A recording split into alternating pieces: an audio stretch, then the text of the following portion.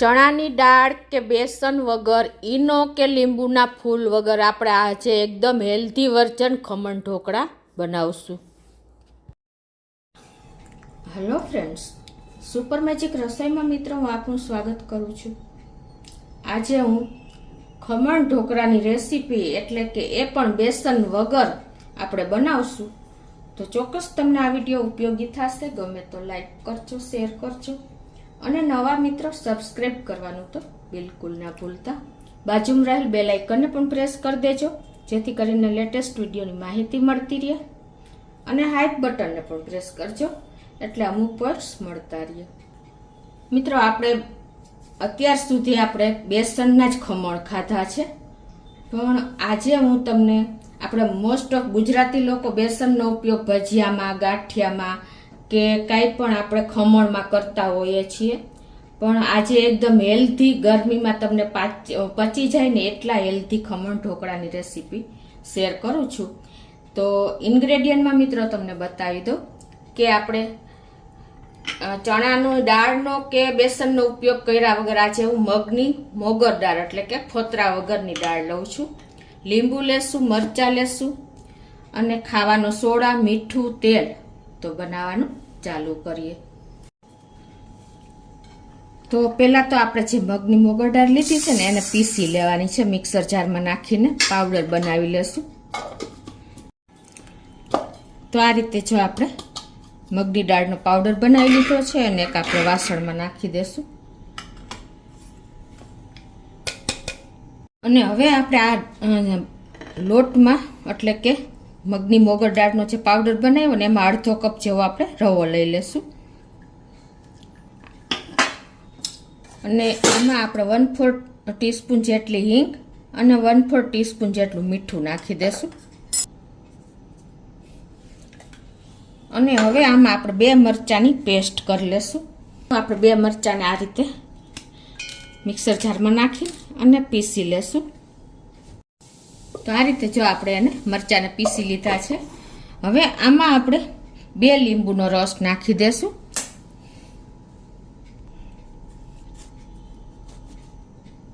તો આ રીતે મેં 2 લીંબુનો રસ કાઢી લીધો છે. જો તમારે લીંબુમાં રસ ન હોય ને તો તમારે 3 લીંબુનો રસ નાખવાનો. પણ આપણે લીંબુના ફૂલનો ઉપયોગ નથી કરતા, એટલે લીંબુનો રસ પરફેક્ટ હોવો જોઈએ. અને હવે લીંબુના આમાં આપણે ગરમ પાણી નાખશું. તો હવે લીંબુનો રસ નાખ્યા પછી આપણે એમાં ગરમ પાણી રેડશું. આ રીતે આપણે એનું બેટર તૈયાર કરી દેશું. ગરમ પાણી અને લીંબુનો રસ એ આપણે લીંબુના ફૂલનો ઉપયોગ કર્યા વગર પણ જારી બનાવશે. અને આજે આપણે ઈનો કે લીંબુના ફૂલનો બિલકુલ ઉપયોગ કર્યા વગર એકદમ જાળીદાર, સોફ્ટ અને સુપર સ્પોન્જી એવા આપણા ખમણ બનશે. તો આ રીતે આપણે એનું બેટર તૈયાર કરી લેશું. પોરિંગ કન્સિસ્ટન્સી નહીં પણ રિબન કન્સિસ્ટન્સી આવે ને એવું આપણે આ ખમણનું બેટર તૈયાર કરવાનું છે.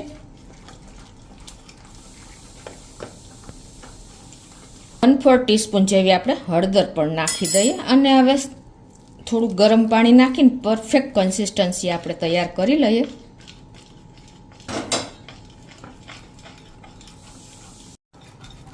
તો આ રીતે જો આપણે લીંબુનો રસ અને ગરમ પાણી નાખીને બેટર તૈયાર કરી લીધું છે. અને આ રીતે આપણે રિબન કન્સિસ્ટન્સી આવવી જોઈએ. જુઓ, એક ધારું આમ રિબનની જેમ પડે છે એવું બેટર આપણે તૈયાર કરવાનું છે. હવે આને ઢાંકીને આપણે 15 મિનિટ રેસ્ટ આપી દેશું.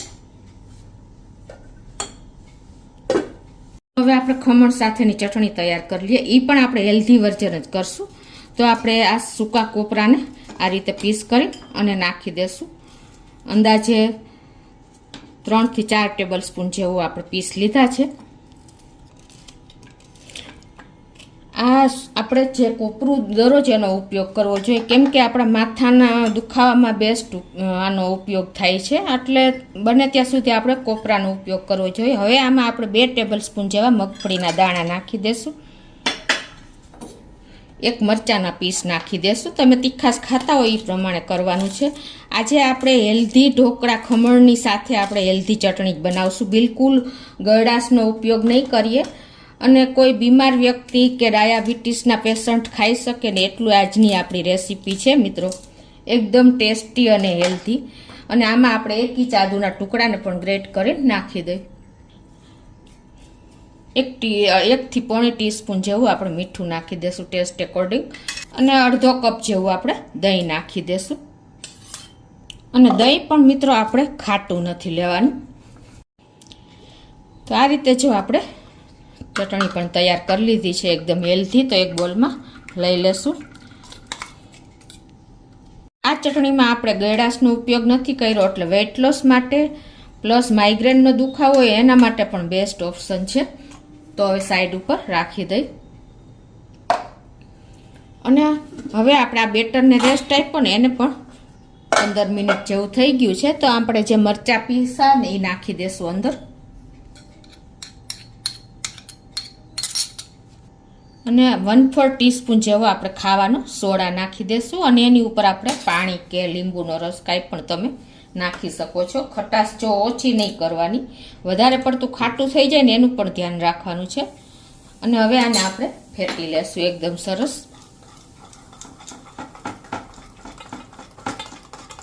આ બાજુ આપણે ફૂલ ફ્લેમ ઉપર સ્ટીમરમાં પાણી પણ ગરમ કરવા મૂકી દેશું. અને એમાં આપણે લીંબુના છોટલા નાખી દેશું એટલે ક્ષાર ન થાય.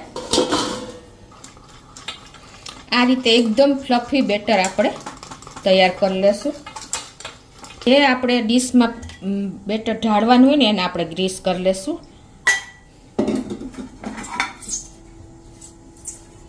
આ બેટરમાં આપણે 1 ચમચી જેવું તેલ નાખવાનું છે એટલે આપણે ગળે ડૂચો ન વરે. અને વધારે નથી નાખવાનું, નહીંતર વચ્ચેથી આપણા ઢોકળા બેસી જશે. તો હવે એકદમ આપણે ફેટી લઈએ સોડા નાખીને પછી.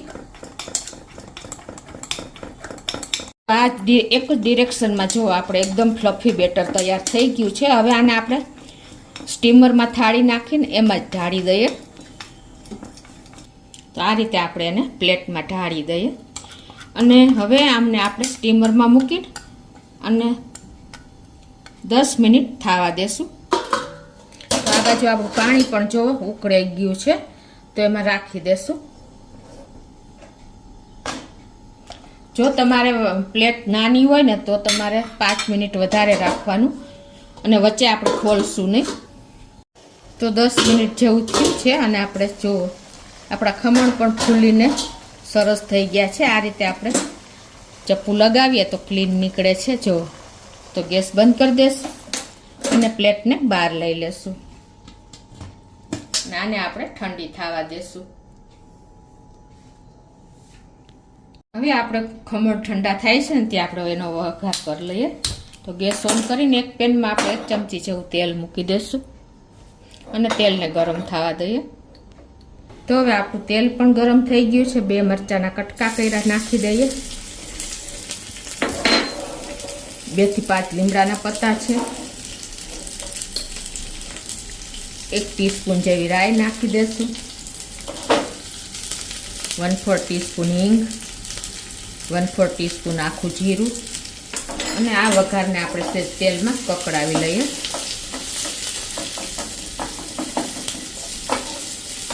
અને એમાં આપણે અડધો કપ જેવું પાણી નાખી દઈશું.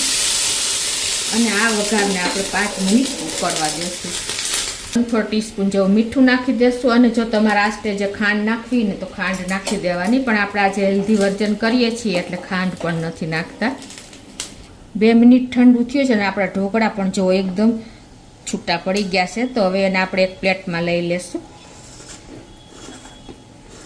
તો આ બાજુ જો આપણે પ્લેટ પણ અનમોલ્ડ કરી લીધી. જો એકદમ સરસ આપણી તૈયાર થઈ છે ઢોકળા.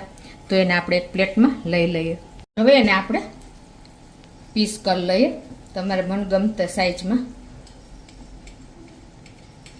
તો આ રીતે જો આપણે પીસ પણ કરી લીધા છે. એકદમ આજે આપણા ઢોકળા હેલ્ધી તૈયાર થયા છે. હવે ઉપરથી આપણે જે વઘાર તૈયાર કર્યો છે એને રેડી દેશું. કોઈ પણ પેશન્ટ ખાઈ શકે, ડાયાબિટીસના પેશન્ટ કે કોઈ પણ માણસ હેલ્ધી વર્જન જોતું હોય ને તો તમે આ રીતે બેસન વગર ગરમીમાં પચી જાય ને એવા હેલ્ધી ઢોકળા, ખમણ ઢોકળા તૈયાર છે. એકદમ સ્પોન્જી, એકદમ ટેસ્ટી અને જાળીદાર એવા આપણા ઢોકળા હું તમને બતાવી પણ દઉં. તો મિત્રો, ચણાની દાળ કે બેસન વગર જોવો એકદમ સ્પંજી અને રૂ જેવા સોફ્ટ જાળીદાર આપણા ઢોકળા રેડી છે મિત્રો, અને એ પણ હેલ્ધી ચટણી સાથે. તો તમે ચોક્કસ એક વખત આ રીતે ટ્રાય કરજો, અને કયા ગામથી તમે મારો વિડીયો જોવો છો એ પણ કોમેન્ટ બોક્સમાં જણાવજો. અને ગમે તો લાઈક કરજો, શેર કરજો, અને નવા મિત્રો સબસ્ક્રાઈબ કરવાનું તો બિલકુલ ના ભૂલતા.